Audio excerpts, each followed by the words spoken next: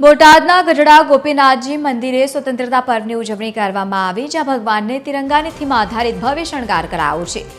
વિધિ વિધાનની સાથે જ 51,000 તુલસીપત્રથી ભગવાનનું વિશેષ પૂજન કરવામાં આવ્યું। શ્રાવણ માસ દરમિયાન દરરોજ 51,000 તુલસી પાન અર્પણ કરાશે। વહેલી સવારથી જ ભક્તોએ દિવ્ય શણગારના દર્શનનો લાભ લીધો છે। મંદિર પરિસરમાં મોટી સંખ્યામાં લોકો પહોંચ્યા અને બીજી તરફ આજે દેશભક્તિના રંગે મંદિર રંગાયું છે। ભક્તોએ ઉત્સાહપૂર્વક સ્વતંત્રતા દિવસની ભવ્ય ઉજવણી કરી।